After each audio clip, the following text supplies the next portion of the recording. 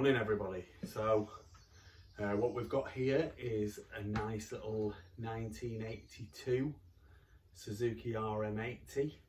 It being an 82, it's the Z model. Needs a very good clean. Looks as though it's been not very well loved, I suppose, but there are some nice-ish bits about it, like the pipe, for example, which I always like it when you look at the pipe and there's no dents in it. It just says to me that it's not been given a huge amount of abuse while it's been riding, which, you know, leaving them outside and this, that and the other is one thing, but when they've been given abuse while they've been riding, that's something which sometimes things can get damaged and they're difficult to put back together right. So I always think that's a nice thing.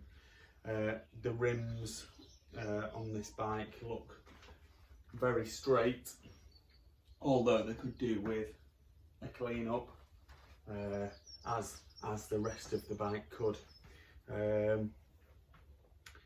So yeah, I mean these things always sell well.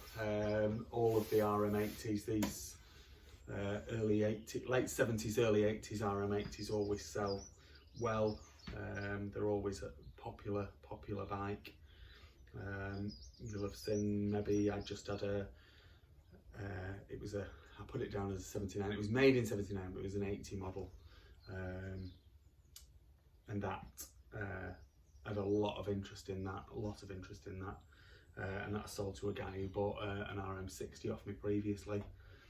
He's going to be picking that up over the next few days, and I'd expect this one to be, you know, a similar kind of thing. These are the kind of things that this is a 40-year-old bike, so someone of my kind of age would potentially have had one of these when they were a kid, and it's us guys that generally buy this kind of stuff, and it's the nostalgia, the market of remembering the stuff that you had when you were a kid, or the stuff that you lusted after, or your mate had and you always wanted it, or you had a poster of it in your bedroom. It's that stuff, and it's that market that buy these kinds of things. I mean, you do have the people where they buy them for the kids to ride. I've got a CR60 for one of my kids to ride and he absolutely loves it, but I do know I'm doing him a disservice because it's a harder bike to ride than like a modern bike. So it's yeah, it's a hard thing. It's nice to have them riding the old stuff, but is it the right thing to do? It's personal preference, I suppose. It's something that I've done. Like I say, my kid's got a 1983 CR60. So yeah, I mean it's complete. The bike is complete. It's missing its grips and its number board, but other than that, it's very complete. Missing its side stand as well, but they get taken off, as we all know. The airbox is all there and it's all intact, and the side panels, this one's got like a little split in it, but yeah, it's a complete bike, which is 99% of the job if you're going to do it up and you've got all the bits there in the first place, and that's, you know, it's a big thing, really.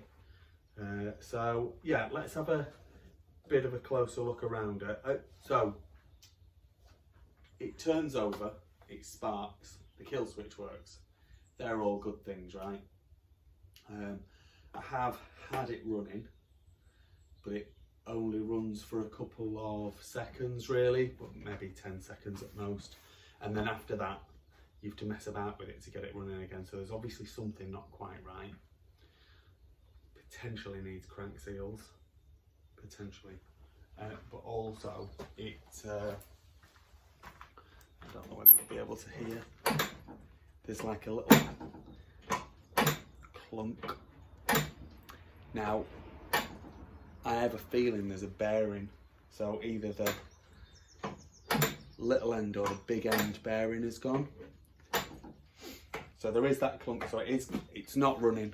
It has run, like I say, I have had it running, but it's not running consistently.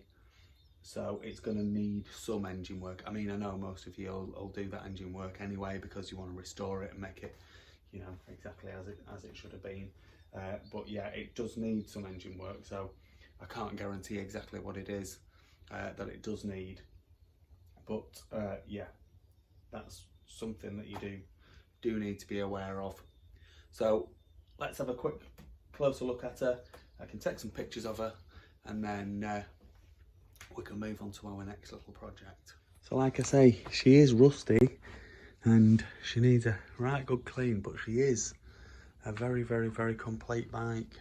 It's got the correct seat, correct tank, the airbox is there, it's got the carb snaps back nicely,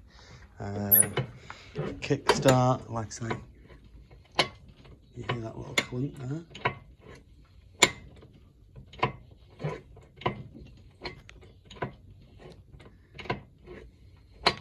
Yeah, it doesn't do it every time, but it's obviously something not quite right in there. It might be that the piston's just kicking over a little bit and you don't know, do you? You don't know until you have a look. It's slightly low on compression as well, really, so it could very well be that the piston is rocking inside the barrel. Needs a rebore and a new piston. The engine casings look to be in great condition, other than being dirty. No damage there. Frame rails, which I always look at, there's no damage there. The pipe, oh, I missed that little ding. There's a ding here, but that is the only one that I have found. The rest of it looks good. Rusty, but good. The front forks, the chrome has gone through, so you're going to need to either find a set of fork tubes with good chrome or have these re-chromed. Case suspension can get them done for you. They always plug them boys. They might even be watching this video, you know, because he's pretty keen on his RM80s and 80s is John out. So the front rim, like I said, is perfectly round, needs cleaning up like the rest of the bike. Both sides are good. Got the original fork sticker on the fork leg there. The brake plate and the hub is all in good condition. This side, the stator cover doesn't seem to have had a lot of wear. That's plastic, so they normally wear more than the metal side. The metal side gets the paint scuffed off and the plastic side gets damaged. This side hasn't. The chains obviously never come off while it's been rotating because the chain guard is still in perfect condition. This side panel is in perfect condition. The rear wheel, just like the front, it's perfectly round as it should be. See, I don't know why that's undone, but it's got the mud flap, the rubber mud flap, which protects the rear shock. I do think the rear shock is a little bit bouncy, so it's probably needs a rebuild. Probably needs seals doing and all of that. Again, case suspension could do that for you if you needed someone to do that. I've just noticed there's a spoke nipple missing there, so you need to. It's probably fallen through into the rear wheel. Be easy to sort. Those spokes are pretty rusty, so if you're restoring it to be perfect, you're going to want to replace those spokes anyway. So it's going to need. It's nice to keep the original rims, so strip the wheel down, polish the rims up, clean the hub up and all of that. Fresh set of spokes, stainless steel, so they're not going to corrode. And then happy days, happy days.